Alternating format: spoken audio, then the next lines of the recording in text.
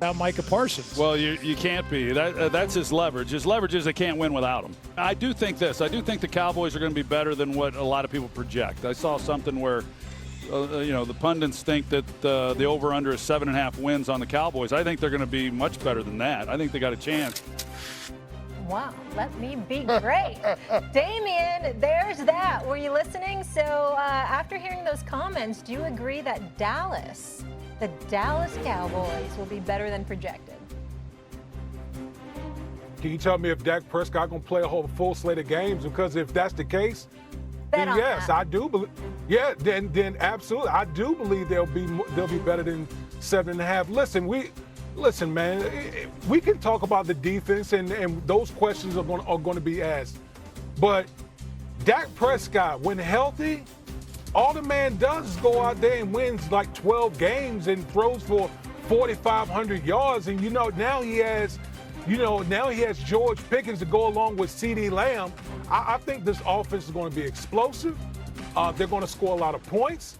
They might give up some points, but 7.5 just seems kind of low. Even though I think the Dallas Cowboys are third in the NFC East, I still think 7.5 is low for the Dallas Cowboys. I think they'll be better than that.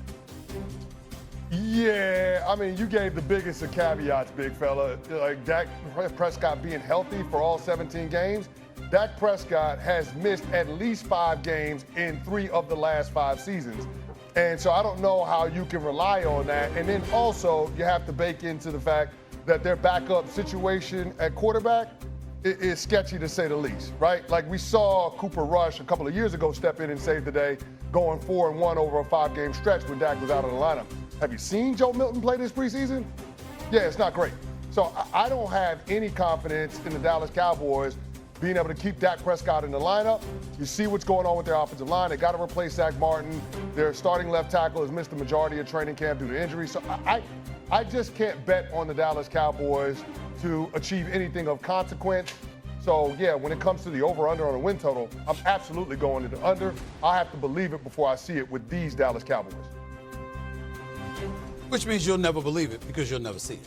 That's really what it is. So let's get that out the way, okay? I mean, that's really what it's about because, we're talking about the postseason. We're not talking about the regular season. Of course, we're going to sit up there and give Dak Prescott his props because he wins more than he loses during the regular season. It's when the lights get brightest, when you're one and done, that Dak Prescott shrinks beneath the spotlight. We all know what time it is, okay? So let's just call it what it is. And by the way, when we talk about the Dallas Cowboys, let's not act like we're treating them as a team bereft of talent. Dak Prescott missed 9 games last year. They've won 7. Of course, he's good for 3 or 4 more wins. I could see them having a 10 or 11 win season. I'm not trying to act like they're going to fall off the cliff. Not with CeeDee Lamb and George Pickens out there for him to throw the football to, not to mention Ferguson. We get that. We understand what Dak Prescott can bring to the table. There's no longer Rico Dowdle running the football for you because, I mean, my Lord, they couldn't afford to pay the dude 1 year $6 million. So they had to go there and get Javonte Williams for 1 year $3 million.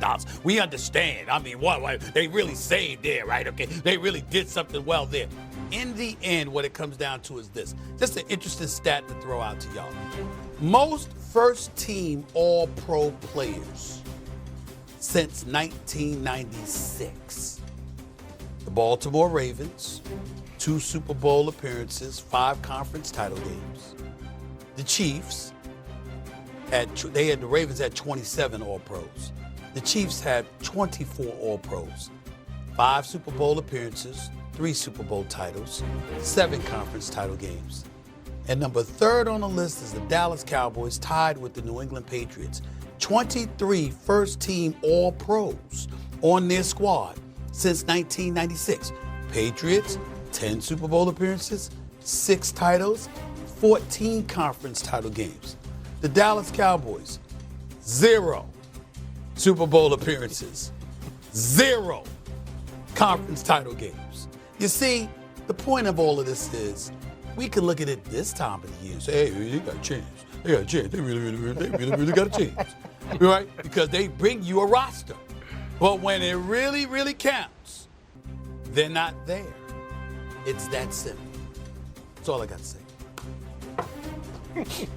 All right, you know who's always right on time? That would be Adam Schefter. Not just breaking news regarding Daniel Jones starting for the Colts. Also earlier, he was with you, Chris, on Unsportsmanlike with some very sobering comments regarding the Micah Parsons situation in Dallas. Adam, educate us.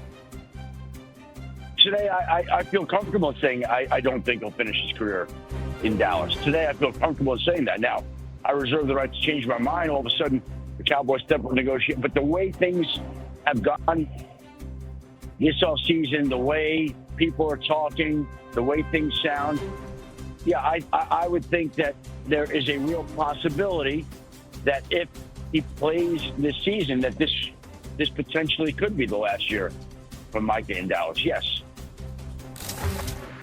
Wow, that is major.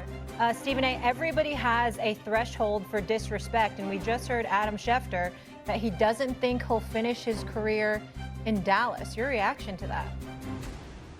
I agree with him. Listen, Jerry can change his mind, get him signed, and obviously he can franchise him or whatever, but I think that Jerry is looking at the money he's already doled out on Dak Prescott and CeeDee Lamb, a couple of other players. You're spending over damn near $200 million on 3 players, and Micah Parsons will be a 4th. You can't conduct business in the NFL that way. You still got to fill out a roster. And I think that right now he is contemplating looking at Micah Parsons and seeing what value you can get in return for his services. You might be able to pick up a couple of first-round picks. You might be able to pick up a couple of players. I mean, this could be a mega deal if you're Jerry Jones, and you're probably looking at it that way. Plus, he seems a bit salty towards Micah Parsons. Again, I have no problem with any kind of that thinking. My issue with Jerry Jones, which I will say to him whenever it is that I see him, is that how dare you not talk to his agent? You know, the kid is 25 years old at the time that you're having these conversations. He turned 26 in May, if I remember correctly. Okay? You know, stop acting like talking with him is a negotiation. It's not. That is incredibly and completely unfair. Jerry Jones and the Dallas Cowboys franchise is worth $12.8 billion, according to Forbes.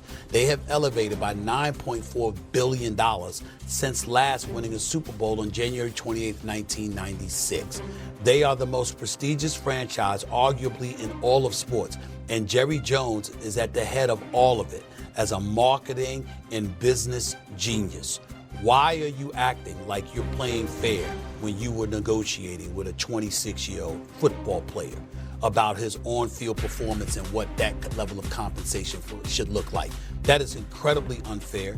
I think the NFL Players Association needs to get involved. I think the NFL needs to get involved because I think that's flagrant taking advantage, that's flagrant abuse of a player. You can't do that. He has a representative. His name is David Mulugeta. That brother is considered one of the best agents in the world. And you haven't been on the phone with him? That is inexcusable. There is no defense for that. And that is what this issue is. And that's why I think that Micah Parsons could end up being gone because of the stance that Jerry Jones has taken. And at this point, I don't think Micah Parsons would even mind. He wants to go where he wants to go. But I don't think that he's fixated on remaining in Dallas. After all, he did ask to be traded. And I think he means it. Woody? Yeah, listen, when I heard that from Schefter, I was shocked, man, because the one thing about the Dallas Cowboys and Jerry Jones, he always pays his stars, whether you talk about Dak Prescott, CeeDee Lamb, you know, the list goes on and on. And here's what I will say about Micah Parsons. Michael Parsons doesn't come across as like this corporate guy, as opposed to some of these other guys that have been signed by Jerry Jones and such. Michael Parsons has his own voice, his own personality. And I think that's a part of the problem here. Yes, Stephen A., you talked about, how Jerry Jones goes about his business, and that is a big problem. But I also will say that Michael Parsons goes by the beat of his own drum.